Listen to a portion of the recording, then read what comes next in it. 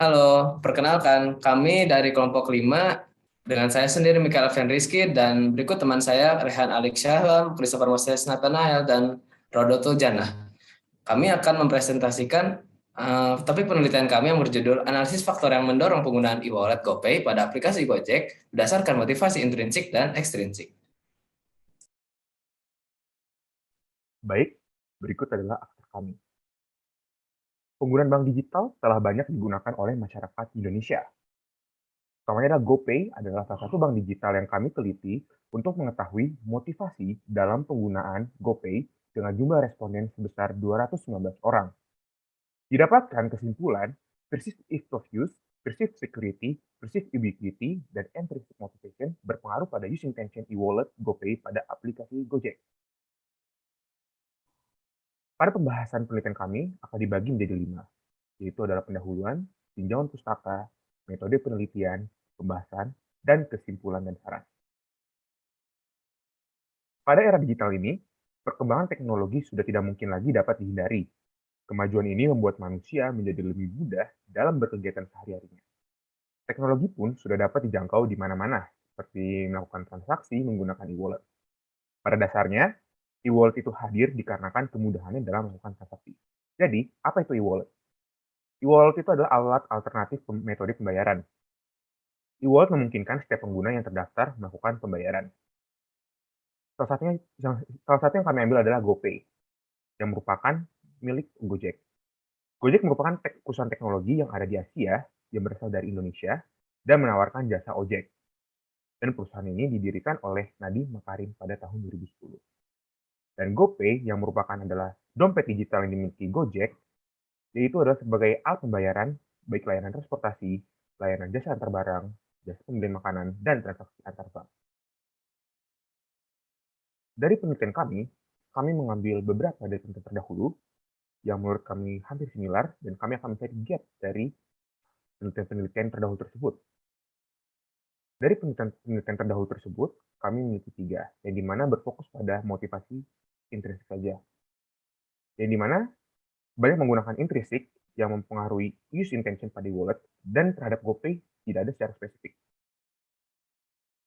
Dari situ, kami mendapatkan sebuah research, yaitu adalah analisis faktor yang mendorong penggunaan e-wallet GoPay pada aplikasi Gojek berdasarkan motivasi intrinsik dan ekstrinsik, yang akan berfokus pada motivasi pengguna baik intrinsik maupun ekstrinsik pada penggunaan e-wallet GoPay secara spesifik. Kami merumuskan sebuah masalah, yaitu adalah faktor motivasi apa saja yang mempengaruhi penggunaan GoPay. Tujuan penelitiannya adalah mengidentifikasi faktor yang mendorong penggunaan e-wallet GoPay pada aplikasi Gojek berdasarkan motivasi intrinsik dan ekstrinsik. Manfaatnya adalah untuk membantu GoPay dalam mengembangkan aplikasi GoPay agar dapat menjadi sarana transaksi yang lebih baik. Dan kami mendapatkan batasan penelitian, yaitu ada 2, yaitu adalah fitur dari Gojek itu, yaitu adalah GoPay, dan yang kedua adalah subjek kami hanya untuk masyarakat Indonesia yang menggunakan GoPay saja. Baik, selanjutnya adalah tinjauan pustaka. Nah, pada penelitian kali ini terdapat beberapa tinjauan pustaka yang kami kumpulkan, yaitu pertama adalah mengenai motivasi, yaitu terdapat 2 motivasi, yaitu motivasi intrinsik dan motivasi ekstrinsik. Motivasi intrinsik sendiri merupakan keinginan untuk bertindak yang dipicu oleh internal dari diri individu itu sendiri. Sedangkan motivasi intrinsik merupakan motivasi yang tujuannya untuk mencapai hasil yang berada dari luar diri individu itu sendiri.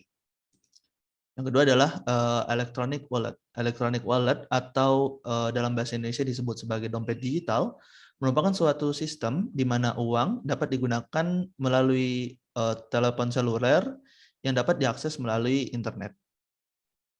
Dan yang terakhir adalah GoPay. GoPay merupakan uang elektronik yang digunakan untuk melakukan transaksi pembayaran dan keuangan yang dimana tersedia melalui aplikasi Gojek itu sendiri.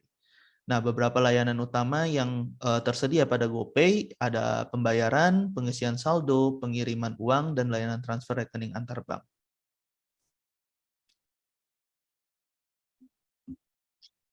Berikut adalah kerangka teoritis yang dibuat pada penelitian kami. Yang pertama ada perceived ubiquity. Perceived ubiquity adalah persepsi individu yang membuat individu merasa dapat menggunakan aplikasi tersebut dimanapun dan kapanpun. Berikut hipotesis yang dirumuskan. H1, perceived ubiquity berpengaruh terhadap extrinsic motivation. Kemudian ada perceived security, yaitu keyakinan bahwa teknologi yang digunakan terjamin keamanannya. Menurut Rama dalam Aryani, perceived security meliputi jaminan keamanan serta kerahasiaan data. Hipotesis yang dirumuskan adalah perceived security berpengaruh terhadap extrinsic motivation. Selanjutnya ada perceived ease of use, yaitu suatu tingkat kepercayaan individu bahwa penggunaan sistem tertentu akan bebas dari usaha atau dengan kata lain mudah digunakan. Hipotesis yang dirumuskan adalah perceived ease of use berpengaruh terhadap extrinsic motivation. Kemudian ada perceived usefulness, yaitu suatu tolak ukur individu bahwa penggunaan sistem tertentu akan meningkatkan kinerja mereka. Hipotesis yang dirumuskan adalah perceived usefulness berpengaruh terhadap extrinsic motivation. Selanjutnya, perceived innovativeness, yaitu suatu kecenderungan atau sikap individu dalam bereksperimen terhadap teknologi secara independen berdasarkan pengalaman yang dikomunikasikan orang lain. Hipotesis yang dirumuskan adalah personal innovativeness berpengaruh terhadap intrinsic motivation. Kemudian ada perceived enjoyment, yaitu kondisi ketika proses penggunaan sistem dianggap menyenangkan serta nikmat di luar konsekuensi yang terjadi akibat penggunaan sistem. Hipotesis yang dirumuskan adalah perceived enjoyment berpengaruh terhadap intrinsic motivation. Selanjutnya ada motivasi ekstrinsik, yaitu suatu motivasi yang datang dari faktor luar, seperti menghindari hukuman atau keinginan untuk mendapatkan penghargaan. Hipotesis yang dirumuskan adalah extrinsic motivation berpengaruh terhadap attitude. Kemudian ada motivasi intrinsik, yaitu suatu motivasi yang berasal dari dalam diri setiap individu. Hipotesis yang dirumuskan adalah intrinsic motivation berpengaruh terhadap attitude. Kemudian ada attitude, yaitu suatu perasaan atau cara seseorang dalam berpikir akan seseorang atau sesuatu lainnya dan tercermin pada perilaku mereka. Hipotesis yang dirumuskan adalah attitude berpengaruh terhadap use intention. Yang terakhir ada use intention, yaitu keinginan atau intensi seorang individu dalam menggunakan sesuatu. Use intention ini akan muncul ketika individu merasa adanya kebutuhan dalam memenuhi hal yang ingin dilakukan dan hal lain dapat memenuhi kebutuhan tersebut. Baik, selanjutnya adalah metode penelitian. Pada bagian ini merupakan pembahasan terkait metodologi yang digunakan dalam penelitian. Pada bagian ini akan dibahas mengenai instrumen penelitian, proses pengumpulan data, dan metode pengolahan data. Baik, penelitian ini dimulai dengan penyusunan instrumen penelitian. Instrumen penelitian yang digunakan terbagi menjadi dua bagian. Yang pertama berisi mengenai pertanyaan demografi, dan yang kedua mengenai pertanyaan terkait topik penelitian. Nah, berikut instrumen yang penelitian yang kami miliki.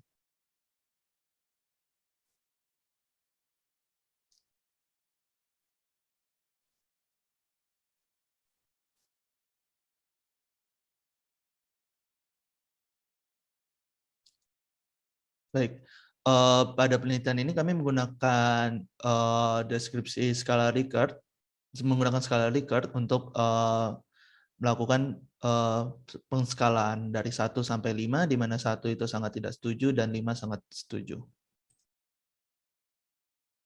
Baik, lalu ada prosedur pengumpulan data.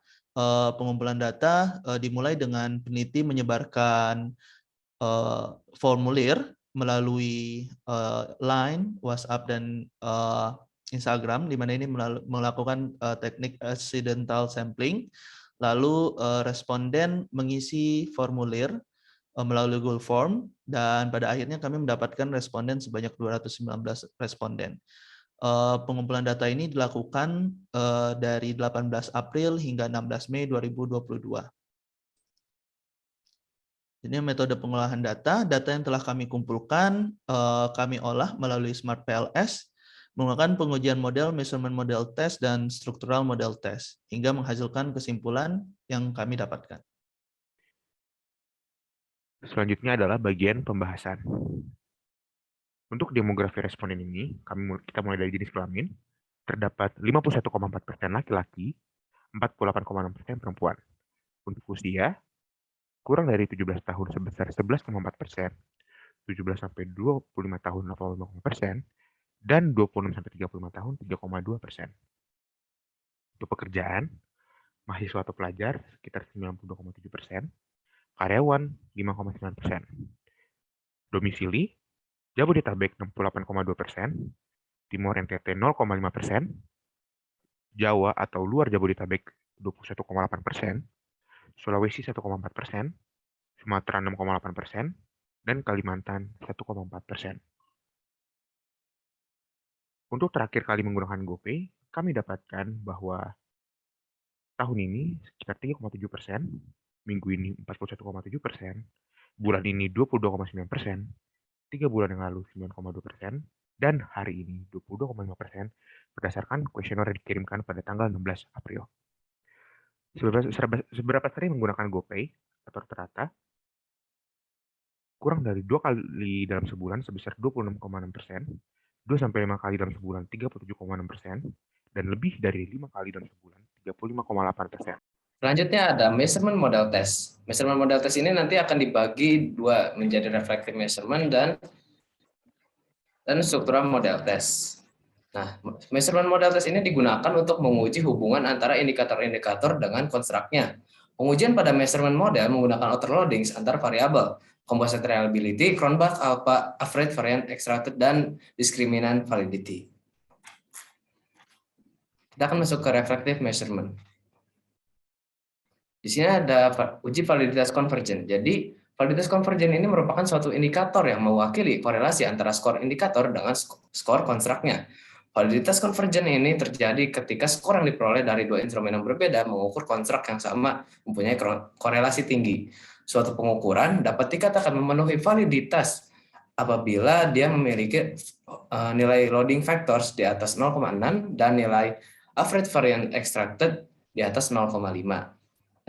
Dapat dilihat di sini bahwa parameter kami memenuhi itu semua.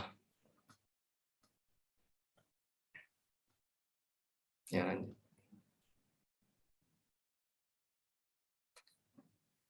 Selanjutnya ada reliability test. Ini merupakan uji yang memastikan bahwa alat ukur yang digunakan itu tetap konsisten setelah dilakukan berulang-ulang terhadap subjek dan dalam kondisi yang sama. Nilai Cronbach alpha dan composite reliability ini dapat dijadikan sebagai parameter dalam mengukur konsistensian sebuah indikator.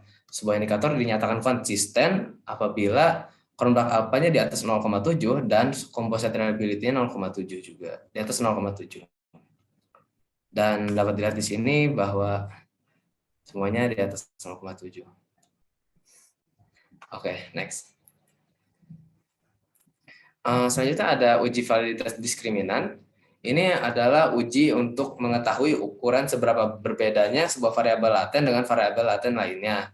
Validitas diskriminan ini menguji apakah sebuah konstruk yang seharusnya tidak memiliki hubungan dengan konstruk lainnya memang tidak memiliki hubungan. Pada uji validitas diskriminan ini, penelitian menggunakan evaluasi cross-loading dan kriteria Fornal-Likert. Dari hasil evaluasi yang terdapat pada tabel berikut, terlihat dari nilai cross-loading yang ada bahwa tidak terdapat item pengukuran yang nilainya lebih rendah dibandingkan dengan item pengukuran lainnya terhadap konstruk yang dibangunnya. Selanjutnya kita masuk ke struktural model test. Baik, untuk structural model test, di sini kami melakukan hypothesis test, yang dimana kita dapat melihat dari t-statistics dan p-values-nya, yang dimana kalau t-statistics menjelaskan signifikansinya, dan p-values menjelaskan apakah hipotesis kita diterima atau tidak. Oke, baik. Dilihat dari hipotesis tes kami, didapatkan bahwa terdapat 3 variabel, yang dimana tidak terdapat signifikansi. Yang pertama adalah P terhadap MOE, selanjutnya adalah MOE terhadap ATT, dan SEC dan terhadap MOE. Namun, kita bisa melihat bahwa nilai p-values mereka membuat mereka untuk ditolak hipotesis nolnya. Nah, menurut Cohen 1988, didapatkan bahwa R-square yang lebih besar daripada 0,26 ini memiliki substansial efek. Dapat dilihat bahwa tabel berikut, ATT, MOE, MOI, USI ini peneliti memiliki R-square yang di atas 0,26 sehingga semuanya memiliki substansial efek. Nah, dapat dilihat di sini merupakan model akhir kita dan itu semua adalah signifikansinya.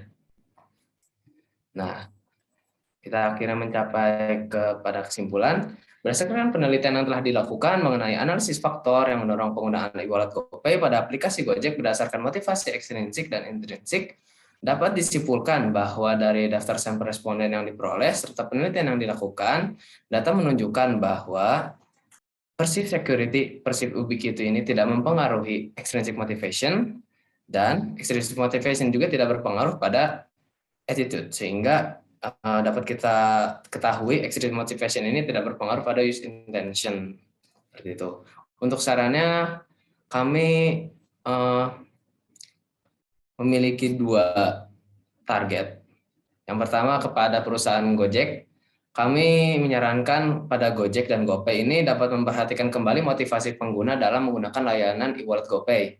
Gojek dan GoPay juga supaya lebih dapat mengenali lagi penggunanya untuk meningkatkan pemahaman mengenai kebutuhan penggunanya. Terus kepada penelitian selanjutnya diharapkan dapat lebih memperhatikan lagi konsistensi kuesioner yang disebarkan dengan lebih baik agar konsistensi pengukuran dapat terjaga lebih baik juga. Kemudian memastikan bahwa data yang diproses itu mempresentasikan populasi yang diteliti. Baik. Segitu saja yang dapat peneliti sampaikan. Mohon maaf apabila ada kekurangan. Terima kasih.